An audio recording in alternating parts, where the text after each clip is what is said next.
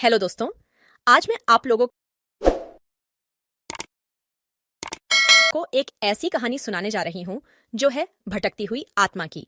कहानी शुरू करने से पहले जो लोग नए हैं वह हमारे चैनल को सब्सक्राइब करें और वीडियो को पूरा देखें। चलिए शुरू करते हैं। यह कहानी एक अस्पताल की है जहाँ एक लल्ला डेप्की के साथ एक भूतिया घटना घटती है। एक लल्ला डेप्की थी जिसका नाम सोनिया था। वह एक अस्पताल में काम करती है। सोनिया बहुत खुश थी कि बहुत कोशिश करने के बाद उसकी अस्पताल में नौकरी लग गई थी। उसे लग रहा था कि वह अस्पताल में बच्चों के साथ समय बिताने वाली सहायक नर्स की पोस्ट पर है, लेकिन उसे इस बात का नहीं पता था कि उसे एक बहुत ही खतरनाक काम मिला था। वह नाइट शिफ्ट पर काम करती थी और अक्सर रात के समय अकेले ही जगह जगह चक्कर लगाती रहती थी। एक रात उसने अचानक एक कमरे के बाहर अपने सीनियर नर्स के साथ एक मरीज को खाई देखा। तो सोनिया अपने सीनियर नर्स के पास चली गई और उससे पूछा कि ये मरीज आपसे क्या बातें कर रहा था। सीनियर नर्स ने सोनिया को बताया कि वह मरीज एक अजीब घटना के बारे में बता रहा था। उन्होंने सोनिया को बताया कि उस मरीज को रोज रात को एक एल डेयर डेश्की दिखती है और उससे बात करती है। उस मरीज ने सीनियर नर्स से उस लर्ड हाकी के बारे में बताते हुए कहा कि वह बहुत ही अजीब थी। उसकी आंखें जली हुई थीं और उसके हाथ बहुत ही काले थे। सोनिया को इस बात को सुनकर बड़ा आश्चर्य हुआ और सोचा कि शायद यह मरीज पागल हो गया है या फिर उसे भ्रम हो रहा है। रात के करीब 11:30 बजे सोनिया अपनी नॉर्मल चेकअप के लिए वहीं जाती है जहां वह मरीज था। वह उस कमरे के बाहर खड़ी होती है और उसे लगता है कि उसे कोई देख रहा है। उसे अनुभव होता है कि उसके ऊपर कुछ ठंडा हवा का झोंका चला आ रहा है जो उसके हाथों को छूता है। उसे लगता है कि अब वह बेहोश होने वाली है, लेकिन फिर वह अपने आप को संभाल लेती है।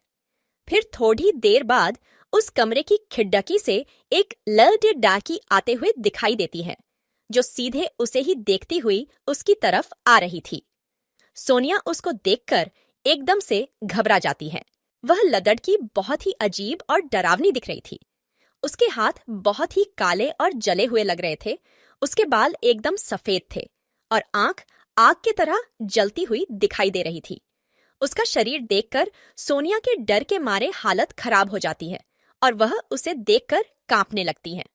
वो मन ही मन में सोचती हैं कि आज तो मैं नहीं बचूंगी, ये चुड़ैल मुझे नहीं छोड़ेगी, अब ये मुझे जान से मार देगी।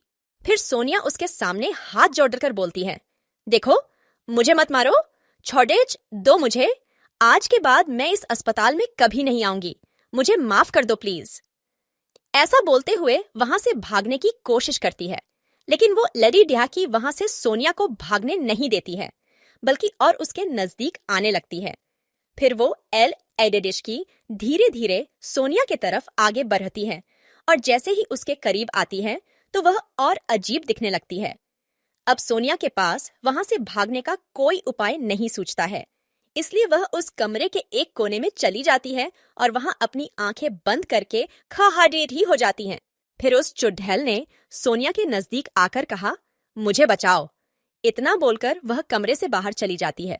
सोनिया अब थोड़ा शांत होती है और सोचने लगती है कि इस एलएलए डैकी ने ऐसा क्यों कहा, मुझे बचाओ। इस घटना के बारे में वो अपने स्टाफ को बताती है, पर उसकी बात पे कोई भरोसा नहीं करता।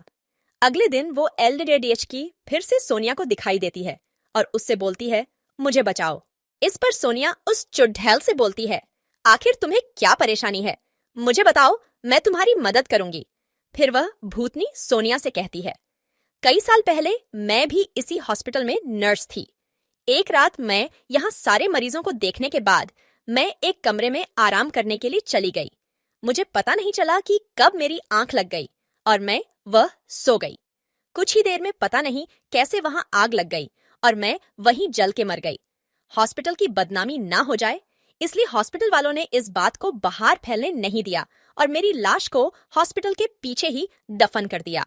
तब से मैं चुड़ैल बन के भटक रही हूँ। मुझे मुक्ति नहीं मिल रही है। तुम मेरा क्रियाकर्म करवा दो ताकि मेरी आत्मा को मुक्ति मिल सके। इसके बाद सोनिया ने हॉस्पिटल वालों को ये सारी बात बताई। तब जाके हॉस्पिटल वाले उस एल्लारी आकी की लाश के बचे हुए अवशेष को वहां से निकला और विधि विधान से उसका क्रियाकर्म करवाया।